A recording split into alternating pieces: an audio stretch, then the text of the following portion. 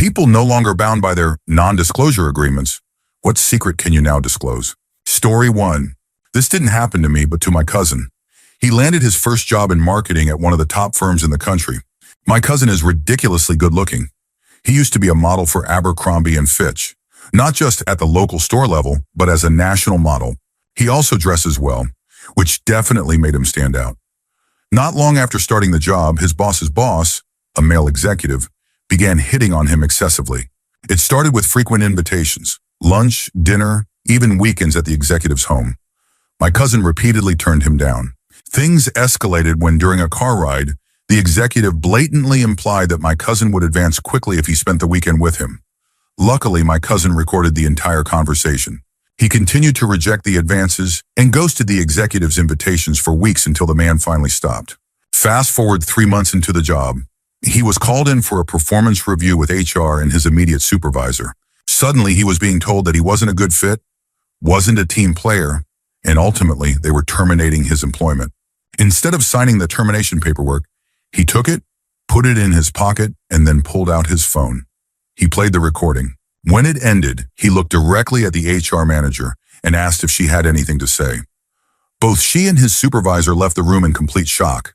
He waited in the conference room for about an hour before the HR manager returned, now with her superior on the conference line.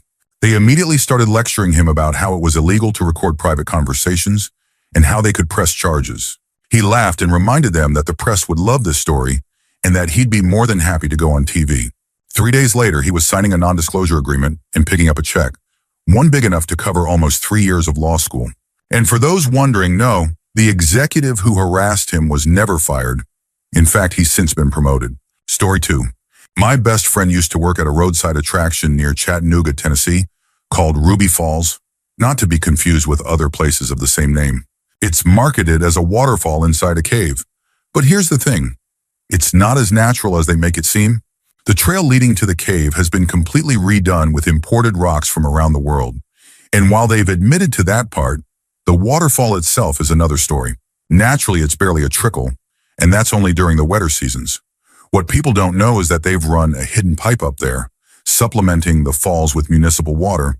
It's powered by a pump placed off to the side, cleverly concealed so that visitors can't hear it over the sound of water crashing down from 100 feet above. But here's the real kicker.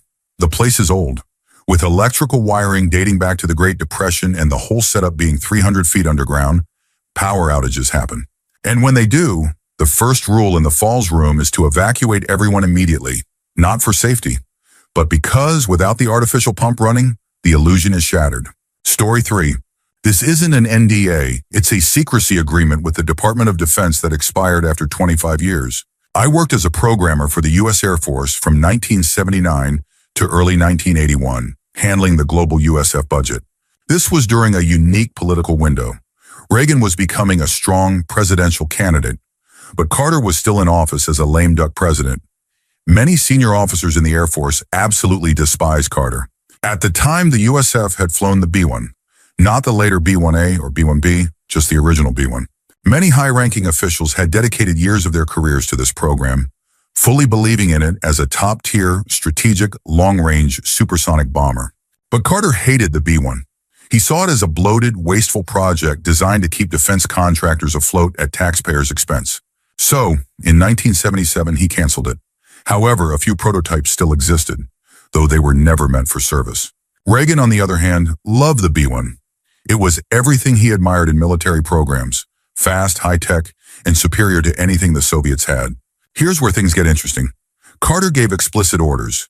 The only 2 flying B-1s were to be dismantled, the project was to be completely shut down, all engineering materials were to be archived at the Pentagon, and all funding was to be cut.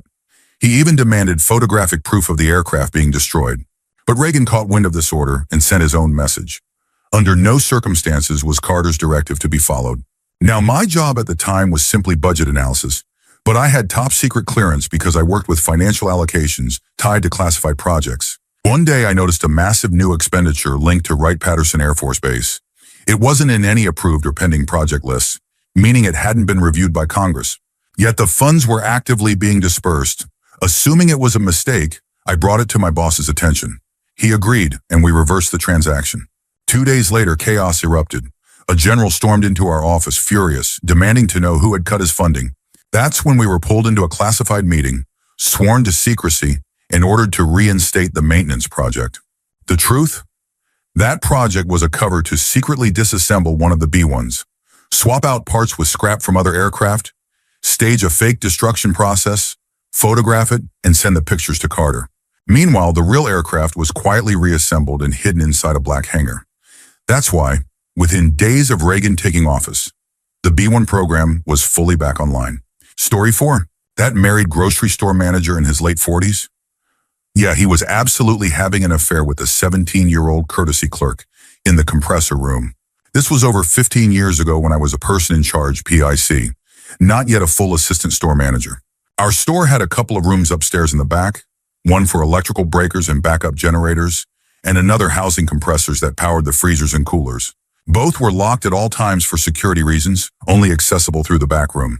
The 17-year-old courtesy clerk had been working there for a while. She wasn't the best employee. She had a habit of disappearing for 30 minutes to an hour at a time. We complained and tried disciplining her, but the store manager always blocked it.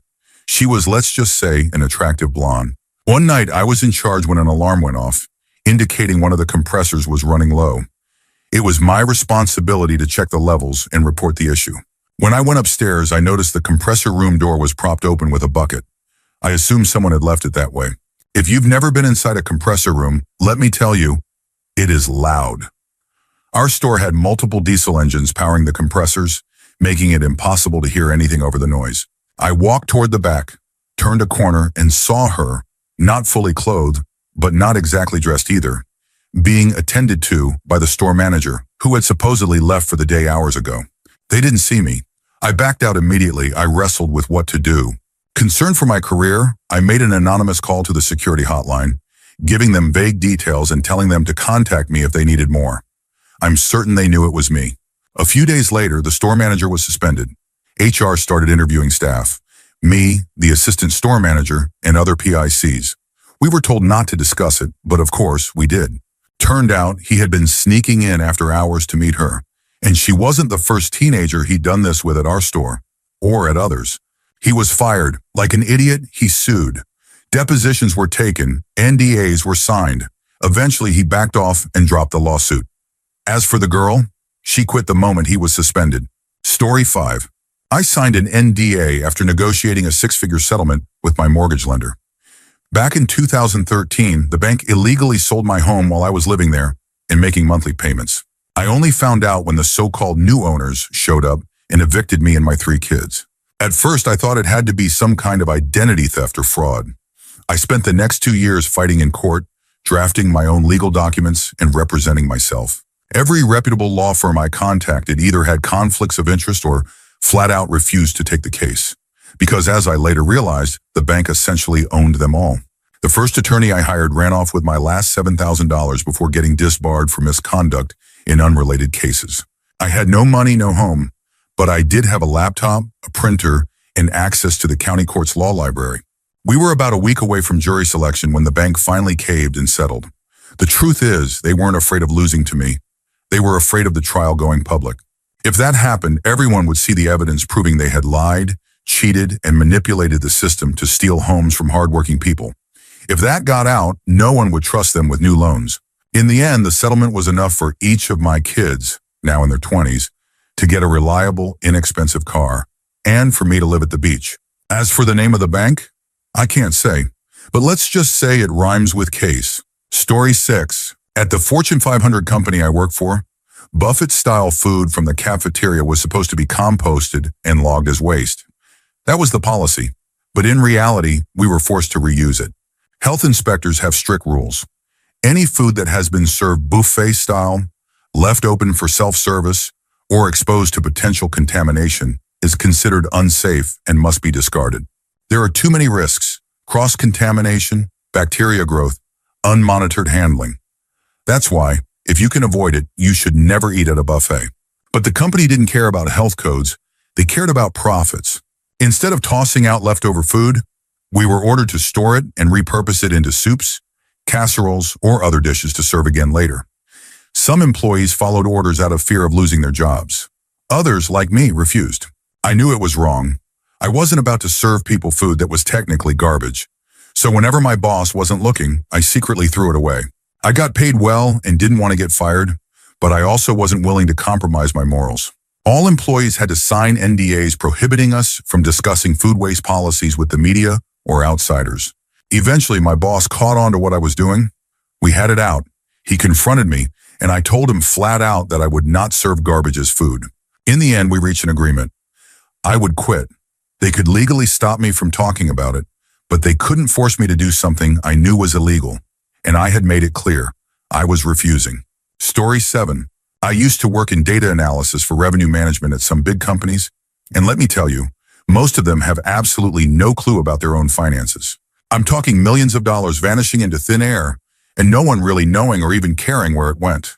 There were multiple times I had to inform clients that we had massive gaps in their cost data, numbers that were simply missing, and that we needed to track them down to make our final reports accurate. More often than not, the response was something along the lines of, just spread the missing costs over the existing ones. We just want the final total to be correct.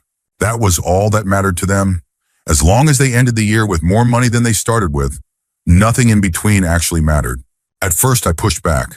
I told my bosses that what we were doing wasn't right, that we were effectively fabricating data. They shrugged and told me to do whatever the client asked. After a while, I became disillusioned. When a client made a request that was mathematically or logically absurd, I stopped fighting it. I just did as they asked and left it up to their own analysts to figure out later that they had paid 6 figures for a completely meaningless analysis. The best part? I documented everything, every absurd request, every objection I raised that was ignored. And sure enough, months later, clients would sometimes come back, furious after their internal teams took a deep dive into the data and realized something was off. At that point, I would simply pull up the email trail proving that I had flagged the issue months earlier. My bosses, however, always caved to client demands, meaning we'd end up cleaning up the mess anyway. After a while, I came to a sobering realization. Most of our economy is held together by duct tape and wishful thinking. Maybe 10% of people working at big companies actually know what they're doing, and more often than not, they're not the ones in charge. Story 8. I used to work for a construction company in rural Texas, and the level of shady stuff we did was unreal. My boss was basically the Joe Exotic of construction, constantly screaming at us, calling us slurs, threatening to fight us. None of our haul trucks could pass a state inspection because he refused to fix them. He never paid taxes on any of the track hoes, so whenever the tax man came around, we had to drive all the equipment deep into the woods and hide it. OSHA? Yeah, he had that covered by bribing the inspector. We knew our shops wouldn't pass inspection, so he just made sure no real inspection ever happened. Then there was the environmental nightmare. We had literal mountains of scrap metal dumped in the woods, stacks of old oil buckets rusting away in the open, an abandoned rail car filled to the brim with old oil, hydraulic fluid, and transmission fluid, uncapped so whenever it rained, the toxic sludge overflowed right into the ground. And when we got new equipment, if it still had any oil or fluid in it, he'd tell us to just dump it into one of the ponds. Oh, and it wasn't just an environmental disaster, it was a legal one too. We constantly had random guys showing up to sell drugs right there at the shop. I worked there for 3 years. Looking back, I'm honestly shocked we were never raided or shut down. Story 9. Facebook moderators see things no one should ever have to see. Most people assume content moderation is some kind of cushy office job. In reality, moderators are exposed to some of the most horrific content imaginable. Things you'd expect to see in a war zone, not on a social media platform. One moderator told a story about watching a man get stabbed dozens of times, begging for his life. These kinds of scenes aren't rare. They happen constantly. And the worst part? Most moderators don't last long, but the things they see stick with them for life. Unlike full-time Facebook employees, moderators, hired through companies like Cognizant, don't get great pay or benefits. They're offered counseling while they're employed, but the moment they quit, they're on their own. No continued mental health support. No help processing the trauma, just a contract that bars them from talking about what they've seen. That's the final insult, the NDA. New hires think they're getting a simple desk job, then without warning, they're thrown into a nightmare. They can't talk about it. They can't warn anyone else. And by the time they realize what they've signed up for, it's already too late. Story 10. I used to work at a rundown zoo amusement park, and my job was running the roller coaster. Now, this wasn't some high-tech modern ride with an automatic stop-and-go system. No, this was a janky two-story kiddie coaster where the brakes were manual. If you weren't careful, you could seriously hurt someone. Only 2 people, myself included, were certified to train others on this ride because it was tricky to learn and even harder to operate safely.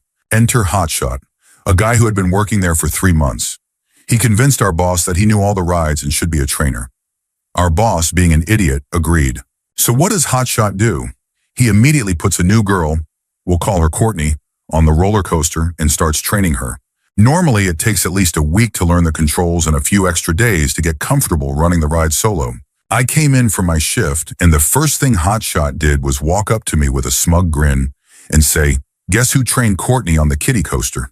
I ran. By the time I got there, Courtney was losing her mind. Hotshot had loaded up the ride with passengers and then left her alone after just a few hours of training. She barely knew how to control the speed, let alone stop the coaster. Those poor people were stuck on the ride for 20 to 30 laps, when the usual number was 2. Customers were furious, threats of lawsuits started flying, and in the aftermath, I was forced to sign an NDA. For those wondering how it ended, I jumped onto the tracks, climbed into the control box, and stopped the ride for Courtney. She was traumatized and took the rest of the day off. And Hotshot, turns out the genius had dropped acid the night before work and still came in asking for a promotion. And our boss let him. Story 11. I used to work at a popular dog kennel, and let me just say, if people knew what really went on behind the scenes, they'd never leave their pets there. Dogs would be left for long periods, and some would stop eating altogether. Instead of telling the owners, the staff would just keep quiet. Owners would bring beds, favorite toys, and special treats, thinking their pets would get a little piece of home. None of it ever reached them. The beds and toys were tossed in trash bags and set aside. The treats thrown away. Management claimed it was for safety, that personal items made dogs aggressive or territorial. But honestly, they just didn't want to deal with the extra laundry. There wasn't much I could do. I had signed an NDA, so going public meant serious legal trouble. The most I could do was warn everyone I knew. Do not bring your dog here. I told every pet owner I could, hoping word would spread. The worst part? Dogs trusted us. Even in awful conditions, they'd wag their tails and run up to the yard workers because they still found joy in small things. And yet, they had to live in cramped spaces, in a place that cared more about efficiency than actual care. To this day, whenever I drive past that place, I wonder if anything has changed. I hope it has, but I doubt it. Story 12. This wasn't under an official NDA, but I kept quiet for years to protect my job. For almost a decade, I worked for a major online retailer. They had outlet stores where they sold returned items and excess inventory at discounted prices. I started there and eventually became an assistant store manager. One day, my boss and I were out back by the dumpsters, dealing with our damage destroy pile, items that were too broken, expired, or otherwise unsellable. Everything had to be rendered unusable before it went in the bin, so sometimes we'd take out our frustration smashing things up. Then we got to a retro-style record player. It had come in on a pallet of merchandise samples, but it wouldn't even turn on. I picked it up and slammed it to the ground. The front cracked slightly, and that's when I noticed something weird. A little piece of plastic sticking out. I looked closer. There was a bag inside the record player. We broke it open completely, and inside were 10 vacuum-sealed bags of marijuana. This was around 2008 or 2009, long before recreational weed was legal anywhere. There had to be at least a pound, maybe more. I asked my boss, "What the hell do we do?" "Write up a report. Call the cops." His answer? "Not a word. If corporate finds out, we'll have new rules, more oversight, and people could lose their jobs." Instead, he called a friend, a police officer, explained the situation, and arranged a meeting to turn it in. But first, we had to get it out of the store without raising suspicion. I grabbed an empty cookware box, stuffed the weed inside, put a price sticker on it, and carried it to the front. My boss met me at the register, and I rang him up like it was just another purchase. He later claimed that he handed the weed over to his cop friend, who thought the whole thing was hilarious. Looking back, though, I have my doubts. For all I know, my boss just kept it, or sold it. And honestly, I'll probably never know where it really came from, who was supposed to receive it, or how it even ended up in our store. Story 13. I used to work as an accountant, handling over 100 clients with just 3 other coworkers. The workload was insane, but what was really concerning was what we were actually being asked to do.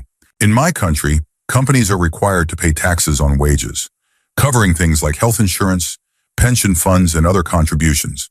These taxes are a set percentage, meaning the higher the salary, the higher the taxes. Most people here earn minimum wage, with the median wage only slightly higher. Now, your future pension depends on these contributions, not just whether you receive one, but also how much you get. Since we were responsible for calculating payroll, we were instructed to manipulate the numbers through a legal loophole that reduced these tax contributions. Employees would still receive their full paycheck, usually minimum wage, but the taxes paid toward their pensions were significantly lower. So instead of a future pension of around $200 for someone earning $300 a month, they'd only be entitled to around $120. Most employees had no idea this was happening because the tax calculations were so complex that the average person wouldn't catch it until it was too late. But that wasn't the only shady thing happening. We were also altering revenue and profit reports to reduce corporate taxes. And if that wasn't bad enough, we were forced to give legal advice despite not being qualified. I had taken a law class in management, which apparently made me the best person for the job. But in reality, I barely knew what I was doing. Oh, and we sold client data to their competitors if the price was right. I got out of there after just a few months. My coworkers followed a month later. No paycheck is worth going to jail because some business owners are too greedy to pay their fair share.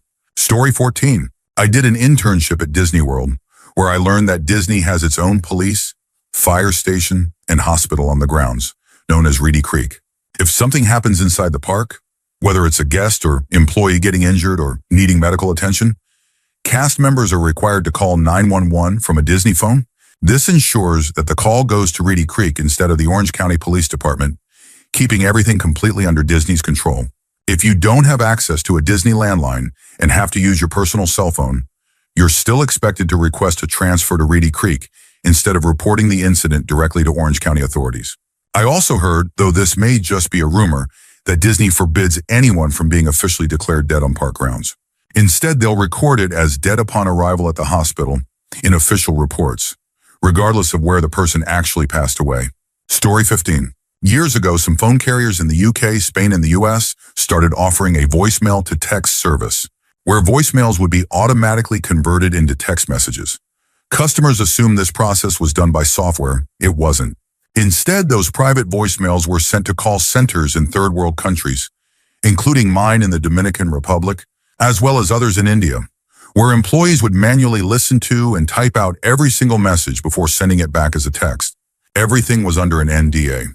We weren't allowed to have cell phones at work, and we were strictly prohibited from discussing our employer or the phone carriers involved. They even created a fake company name to hide who we were really working for, even though it was obvious from the messages that people were talking about major telecom providers. There was also a list of banned topics, things we weren't allowed to talk about at work. One of them, the company itself. Eventually, I did some digging. I found out that most of these phone carriers had a small clause buried in their terms of service stating that some messages might be used for software training. But in reality, they abused this loophole to outsource every single voicemail to human transcribers. At my call center alone, we had 300 employees working in 3 shifts to provide 24/7 coverage. That's how many private messages were being processed manually by strangers without customers ever knowing. Story 16. I once worked for a company that tracked Hollywood box office earnings. We had access to massive amounts of data, so much in fact that the studios started getting nervous. One day they sent out NDAS to every single team to ensure we kept our mouths shut. But here's the thing, I was in the process of transferring teams on that exact day. As far as I know, I was the only employee who never had to sign an NDA. And that's how I can tell you this. The weekend Lilo and Stitch and Minority Report opened. Minority Report was officially reported as the top grossing film. That was a lie. In reality, Minority Report earned slightly less than Lilo and Stitch, but 20th Century Fox couldn't allow a Tom Cruise sci-fi thriller to be outperformed by an animated Disney film. So a deal was struck between Fox and Disney, some kind of trade-off we never found out about. The official box office numbers were adjusted, and the world believed Minority Report won the weekend. It should also be noted that Steven Spielberg had just come off a disappointing box office performance with artificial intelligence. Another second-place opening might have been a serious blow to his career at the time. Story 17. The company I used to work for, Svensk Infrastructure, is the shadiest bunch of scumbags I've ever met. During my 2 weeks there, before they fired me and about 8 other people they had hired at the same time. I'm absolutely convinced to this day that they only hired us to get state funds for employing the unemployed. I witnessed multiple health and safety violations. They crammed over 50 people into a space meant for a maximum of 16. Bonus points for blocking the only fire escape with propane canisters and wooden tables. They even caused a power outage in an entire area by digging straight through a main power cable, among plenty of other questionable practices. The worst part? They're still doing the same shady stuff to this day. There are countless stories out there about how they take people's money for jobs they never finish, then vanish without a trace. To this day, I refuse to include them on my resume. I don't want to be associated with them in any way, shape, or form. Story 18. I volunteered as a Sunday school teacher for a couple of years before I eventually left the faith. I taught first grade, and one day a student asked to go to the restroom. Of course, when one kid has to go, they all do. After the restroom break, one child came up to me and said, "My pee-pee hurts." Following protocol, I immediately called my supervisor in case this was due to any form of abuse. My supervisor, in turn, contacted the police and the child's parents. The kid was gone for about 2 to 3 weeks. When he finally returned, his parents pulled me aside to explain what had happened. Apparently, he had put a small pencil inside himself, thinking that if he made the hole larger, he could pee faster and get back to class quicker. Unfortunately, the pencil got stuck, and he had to undergo surgery to remove part of it. After that incident, a new rule was put in place. All children had to empty their pockets before going to the restroom. I wasn't allowed to talk about it for 3 years because the church didn't want to risk looking bad or having anyone think that a staff member had harmed the child. Story 19. During my first graduate program in New York, I became really interested in a particular area of research because of a class I took. The professor teaching it was enthusiastic and I liked him. I wanted to join his lab, but there was an underlying tension between us, so we both knew it was a bad idea. When I say tension, I mean that we met several times a week to discuss research, and he would casually mention that he found me attractive. At the time, I was 21, and hearing that from an intelligent, successful, and equally attractive professor felt good. Looking back, it was definitely inappropriate. Despite that, I needed his help, either to get into his lab or to advocate for me with the department so I could transfer into another one. Unfortunately, my advisor was possessive and didn't want to let me switch labs. The professor didn't want to get involved, fearing that helping me would create resentment between him and my PI. One night, I went out for a drink with a friend at a bar near campus. I noticed the professor sitting nearby, but we both ignored each other. The next day, he filed a Title IX complaint, claiming that I was obsessed with him and had followed him to the bar. As it turned out, my PI had actually encouraged him to file the complaint to push me out of the program. To make things worse, my PI also accused me of being mentally unstable, citing an incident where I had supposedly hired 20 TAs for an experiment that only required 3. In reality, it was just a miscommunication. My PI's postdoc had told me to hire as many TAs as possible, so I hired 20. Apparently, the PI had only wanted 5 or so. The 3 of us had already met to fix the issue, and it hadn't been a big deal until they needed a reason to get rid of me. I wasn't allowed to talk about any of this at the time. In the end, I had to leave the PhD program with only a master's degree because of everything that happened. Story 20. I had a gay friend who was a bit flamboyant, not over the top, but he had a unique sense of style. He'd occasionally wear gladiator sandals, the kind that look like they belong in the Roman Colosseum, and sported a handlebar mustache. You'd think someone with such an eccentric personality would be open-minded, but he was actually incredibly prejudiced. It turns out his great-grandmother had lived in Nazi Germany and had been on that side of history. To give you an idea of what kind of person she was, when my friend's brother married a Jewish woman, his great-grandmother wore black to the wedding, claiming she was mourning the loss. Over time, as we heard more and more stories about her, we became increasingly curious. My friend would occasionally share details about her past, mentioning things like how she had witnessed events like the fall of the Berlin Wall, but he never really talked about her personal life. One night after a few drinks, my friend blurted out something shocking. His great-grandmother had apparently been a nuclear administrator for Hitler. I asked him if he was ever worried that she'd be found out. He just shrugged and said she had burned her own files. I can't verify how true the story is since I only heard it second or third hand, but there are definitely some wild people out there. Story 21. I had a 7-year requirement to keep anything NATO-related from my tour in Bosnia confidential. I wasn't even supposed to discuss it with other military members who weren't directly involved. Most of the classified material was common-sense secrecy. Top secret details like personnel numbers, locations, equipment types, and ammunition. Some of it was mission-related and had to remain undisclosed for operational security. We couldn't exactly tip off war criminals that we were coming to serve warrants. My duties required regular interaction with the command post, so I was in and out of there multiple times a day. This was where SFOR, I-4, NATO, and the United Nations coordinated efforts. Naturally, everything up there was classified at a minimum of secret. Since flat panel monitors weren't a thing yet, they relied heavily on whiteboards to track information that changed hourly or daily. One of the things they tracked was landmine incidents. I never saw that number stay the same between my visits. Keeping a mental count, I estimated that the longest stretch without an incident was 36 hours. No matter how much money was spent, how many top-tier experts and combat engineers were brought in, and we had some of the best in the world, or how many detection and prevention measures were put in place, we couldn't make a dent in the problem. The worst part, many of these incidents involved children, kids just looking for a place to kick a soccer ball or trying to take a shortcut through a small wooded area between their home and the corner store. When I first joined the USAF, I was trained as a Serbian-Croatian cryptolinguist. I've been deployed to combat and non-combat situations all over the world, but the landmine issue has always stuck with me. It was senseless. It never should have happened. And I'm grateful I played a role in bringing those responsible to justice. It's one of the few times I've been completely convinced that the United States was objectively on the right side of history. Story 22. It wasn't technically an NDA, but I probably would have been fired if I had told customers the truth about what they were eating. And trust me, I felt awful about it.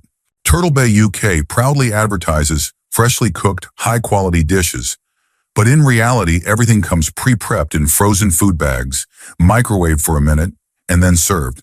I learned quickly that my safest option for lunch was an off-menu cheese sandwich.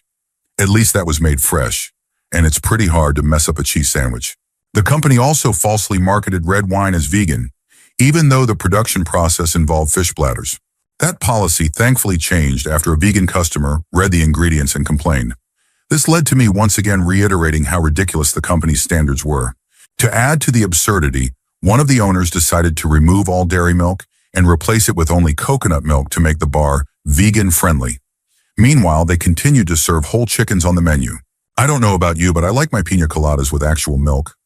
Having a coconut option would have been nice, but banning dairy completely while still serving meat makes no sense. They also market themselves as the Turtle Bay family, but I can't think of anything more hypocritical.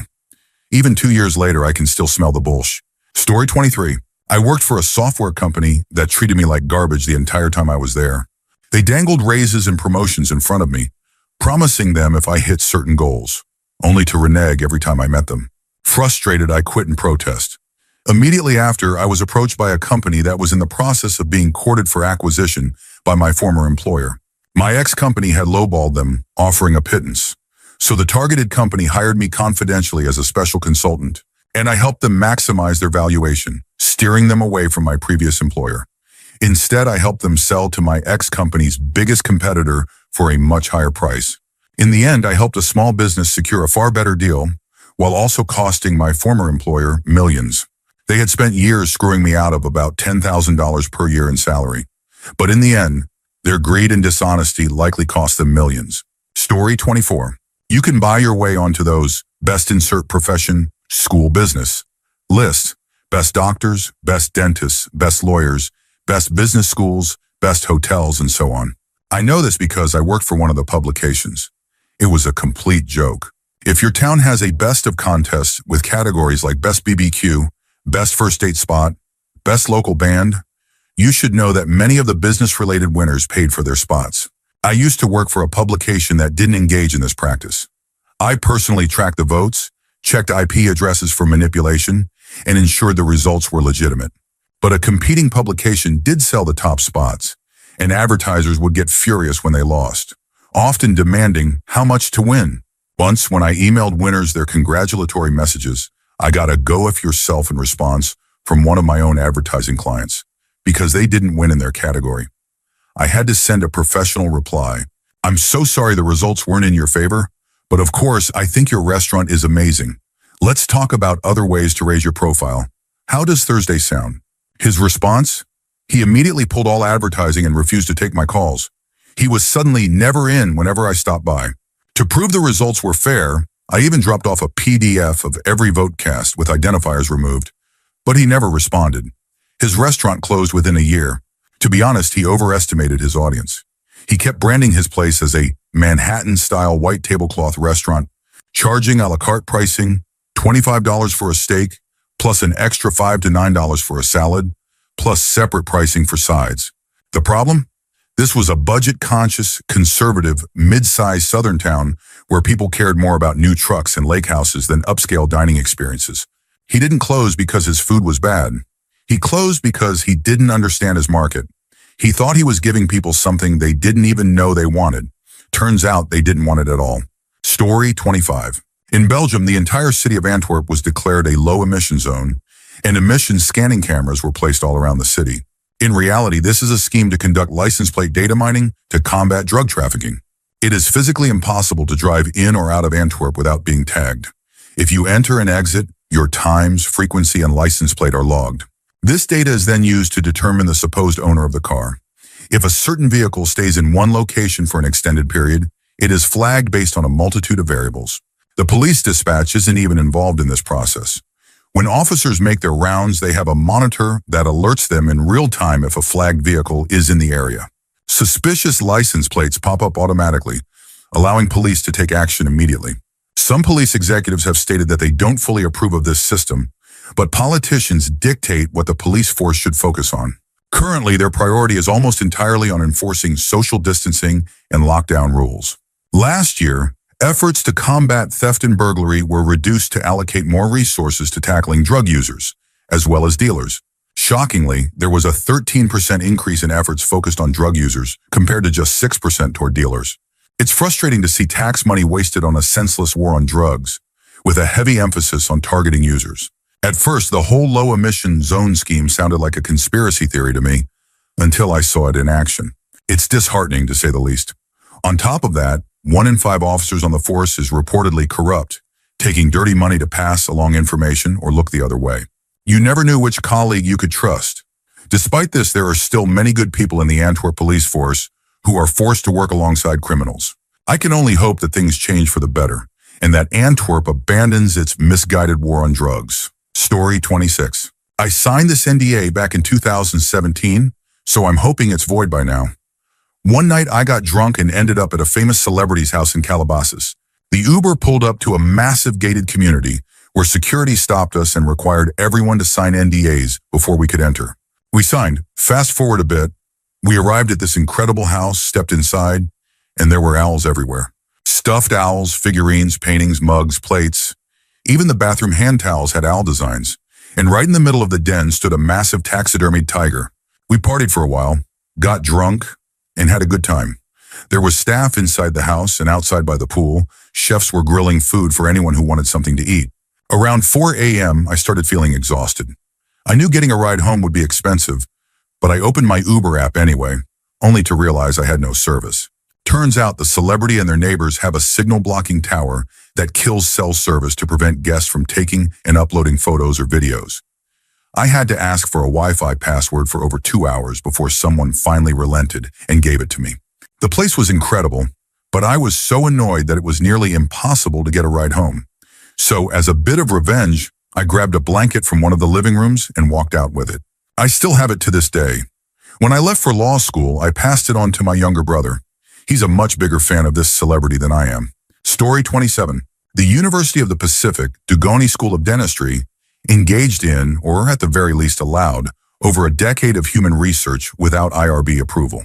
2 so-called doctors, a husband and wife, with connections to Rotoplast International traveled the world, misleading impoverished and uneducated families into giving their blood under unsanitary conditions for their so-called research. Here's the worst part. Their research was complete garbage. It was unpublishable and served no real scientific purpose. Instead, they used it as an excuse to run a fellowship program that charged students $60,000 per year under the false pretense that it would help them get published and develop research skills, neither of which actually happened. It was a complete scam. These 2 doctors don't even have the credentials to call themselves that. They wear lab coats embroidered with MD, despite not being medical doctors. They claim they were MDs in Eastern Europe decades ago, but they have no U.S. credentials. Yet they exploited their white coats to play doctor on these mission trips. On at least one of these missions, they allegedly disrobed children, an absolutely horrifying act. If there's a way for me to upload a redacted IRB complaint, let me know. To make matters worse, after all of this was brought to the attention of Dean Nader Shahi, almost nothing was done. The fellowship program was shut down, but none of the students were refunded. Meanwhile, those two doctors are still there, still wearing their lab coats, still misleading students, and still going on mission trips. It's a disgrace. That place is corrupt to its core. Story 28. Back in the 2000s, about 30% of the U.S. economy relied on a single building just north of Kansas City, Missouri. This largely nondescript structure, roughly the size of a city block, hosted the servers for Visa.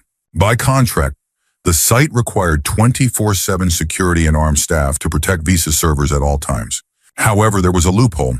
The contracts never specified that security personnel needed experience, nor did they prohibit overlap between roles. They also didn't clarify what armed meant, nor did they require staff to remain awake while on duty. So, say hello to the person who was responsible for guarding your financial data, both physically and digitally, alone in the middle of the night, struggling to stay awake for 80-hour work weeks. My only qualifications? A fresh out-of-college computer science degree and a heavy mag light. Every night, it was just me, my flashlight, and my still-developing technical knowledge standing between a potential intruder and a score that would make a bank heist look like pocket change. Chinese hackers were a constant threat. Fortunately, they never discovered our location. I might have been able to fend off a single burly thief, but an actual trained team? No chance. One night, there actually was a break-in. Turned out to be just a homeless guy looking for a place to sleep. After I left, the business shut down, and VISA moved its servers elsewhere. That job was a tad stressful. Story 29. The TSA is a joke. When I was stationed in Baton Rouge, we Marines were occasionally asked to test their security. One time, another Marine and I were assigned to test a TSA checkpoint. The supervisor gave us fake bomb materials and 30 minutes in a room full of random bags and travel items to devise a plan to get past security. Nothing was prearranged, so even the supervisor didn't know how we would attempt to smuggle the materials through. We were issued boarding passes like regular passengers, dropped off at the airport, and observed from afar. My friend and I successfully got date cord, sheets of plastic explosives, and other materials past security, just by talking our way through. The agents questioning me at the table knew they were being tested. They asked why I had so little clothing, why I was carrying an old camera from the 1980s, and even why I didn't pack a toothbrush. That last one felt oddly specific. I confidently bullshit my answers, and they let me through with barely any pushback. I had the materials needed to set off the explosives, while my buddy, further back in line, had the actual explosives. They ran our bags through the X-ray, conducted a physical search, and still missed everything. We made it all the way to the gate without a problem. The manager was furious and made us go through the test again. This time TSA caught us because the manager tipped them off. Story 30. This is based on some of my research. Research that doesn't technically violate any NDAs. But I've been warned to stay quiet for the sake of my future and goodwill. The regional dynamics of the ongoing conflict in Eastern Democratic Republic of Congo, DRC, are far more complex than most realize. Over 40 major rebel groups operate in the DRC, many of which were originally backed by neighboring countries during the Second Congo War. In the early 2010s, one particular group grew large enough to cause widespread chaos, death, and economic devastation. While the UN blamed the usual suspects, the reality was far more complicated.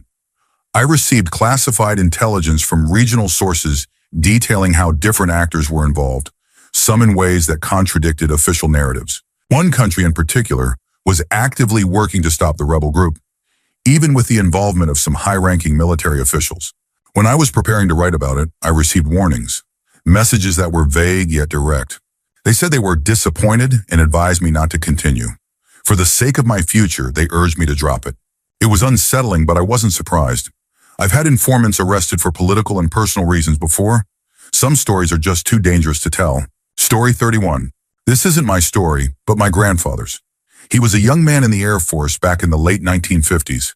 Officially, his job was serving on weather planes. What nobody knew, not even my grandmother at first, was that he had an exceptional understanding of radiation. He was part of one of the first radiation sniffer plane missions. His role was to collect and organize incoming data from the instruments, some of which he had helped design. His entire mission revolved around tracking radiation clouds from Nagasaki and Hiroshima to study their effects on weather and the environment. When his contract ended, he was offered a promotion and a pay raise, but he declined. He wanted to pursue his dreams elsewhere. To this day, he jokingly talks about the time the U.S. government attempted to bribe him, but he also says that the data he collected disturbed him deeply, that it was never good news. I believe he left because he was shaken by what he saw, and because the government he had once been loyal to tried to cover it up by buying off everyone involved. Story 32. I worked for several mobile game companies, and now that I'm finally free of NDAs, I can talk about it. This should be obvious, but people still find it shocking. Every major mobile and free-to-play F2P game cheats when it comes to random results. They manipulate the numbers to maximize profits. There is no fairness. None. Win-loss rates, drop rates, none of it is truly random. If reducing your stats on the back end makes you more likely to spend money, they'll do it. If A/B testing shows that making a player temporarily win more after a purchase increases the likelihood of them spending again, they'll rig the system accordingly. There is no actual chance involved, only a carefully calculated algorithm designed to extract as much money as possible. It goes even deeper. Some companies program their games to let players perform better right after making a microtransaction, then slowly degrade their performance, simulating the same chemical response as a drug hit. They don't just want you spending money, they want you addicted to hitting that $99.99 buy now button. And this is all in addition to the visible scams. Unlike gambling, there are almost no regulations in most countries unless it specifically targets children. Japan is one of the only places that banned the original Kompugacha system, which preyed on the sunk cost fallacy. But make no mistake, every major mobile game company does this. Every single one. It's an industry standard. Story 33. The products sold to the U.S. Armed Forces, across all divisions, failed product testing. An engineer refused to falsify the results, so he was fired. The products were supposed to be built according to strict government specifications, with no variations. But in reality, we had two sets of plans, one for the government inspectors and one for the shop. The reason? We couldn't source certain parts. Some of our so-called new innovations were just competitors' products shoved into different casings with useless features slapped on. We straight up copied items from other companies and rebuilt them with cheaper materials. The workplace itself was a nightmare, both figuratively and literally. They cut beryllium and tellurium copper on a laser without a fume hood, exposing workers to toxic fumes. The owner sourced materials from 3 different companies and played a revolving door game with payments, delaying invoices until he was eventually sent to collections. The company marketed itself as Made in America, but in reality it was just assembled in America by undocumented workers who had no way of reporting OSHA violations without risking deportation. I heard lawyers eventually got involved and there were major legal issues. But last I checked, their website is still up. Honestly, it was such a terrible experience working there that I'm just happy to put it behind me. Story 34. When I was a kid, we lived in Nevada, stationed at Nellis AFB. My dad went to work every day and came home every evening. Nothing ever seemed unusual, until one day when my parents had an intense conversation that escalated quickly. I remember my mom being in shock, her excitement turning into disbelief. I asked what was going on, and they gave me a simple answer. I remember thinking, so what? Daddy works on airplanes. We already know that. What had caused all the commotion? A series of UFO sightings over Nevada that had gained so much attention, the government decided to go public about them. Turns out, the UFO in question was the B-2 stealth bomber, and my dad was a key flight crew member. For over a year, he had been going to work, flying to different locations, sometimes in other states, and returning home without anyone being the wiser. That day, the government had briefed them on what information would be declassified. My dad came home and told my mom before she saw it on TV, and she flipped out with excitement. Even now, years later, there are still things he won't tell us about those 4 years. Story 35. I never signed an NDA, but even if I had, I wouldn't have been able to report what I saw. I worked as a nail technician at a local nail spa. I was the only Caucasian employee. Everyone else was Chinese. I was working in one of the few states that required the maximum number of training hours to get licensed, and I worked my ass off for mine.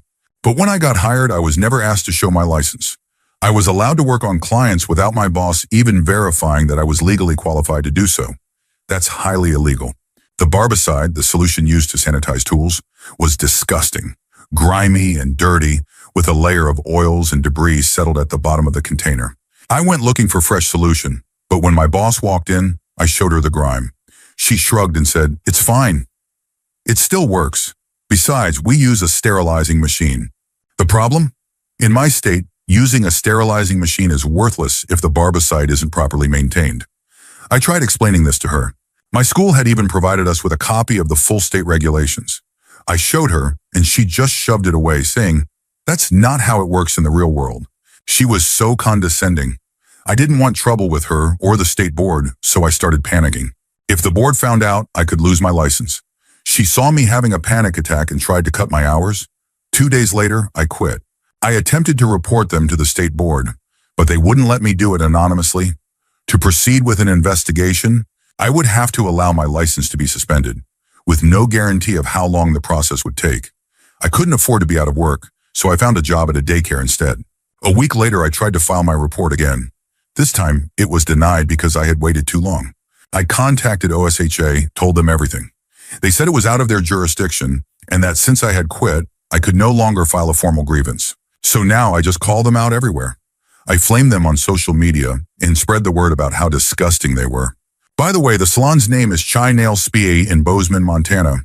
Avoid it unless you want to end up with MRSA. Story 36. I was under an NDA for a major movie.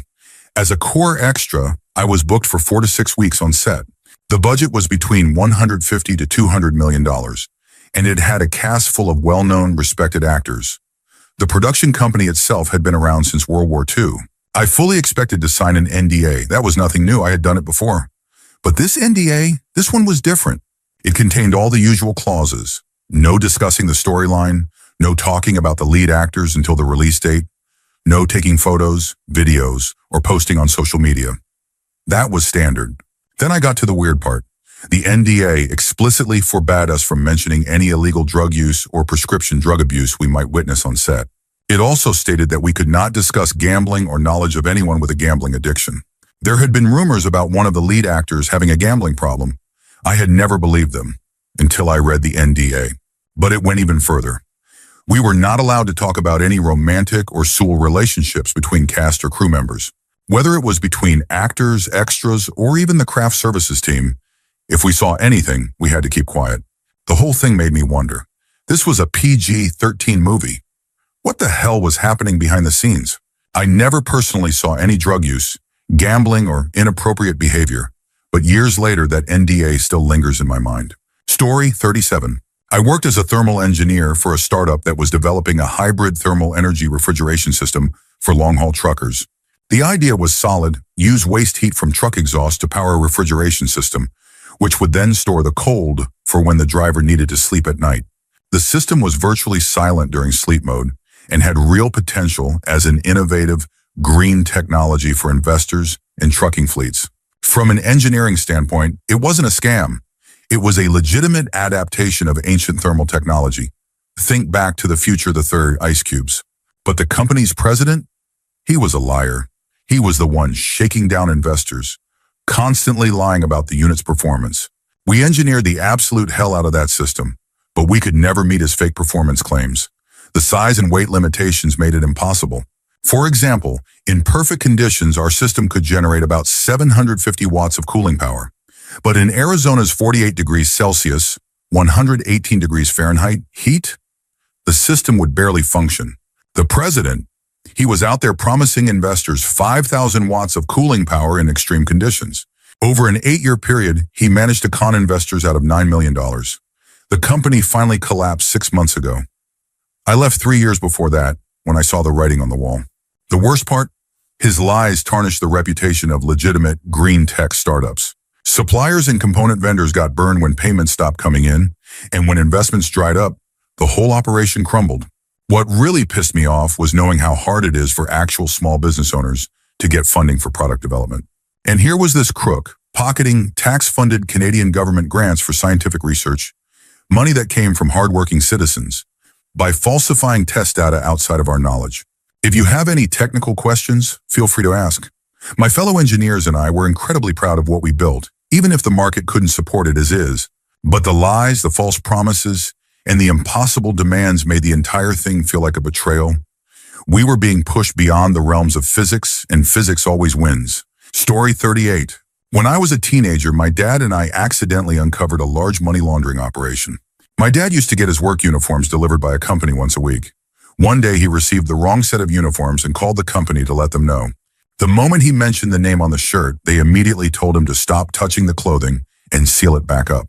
Turns out they were literally laundering drug money, hiding cash in the clothes and then washing them to transport it undetected. When the operation was busted, we were called to serve as witnesses.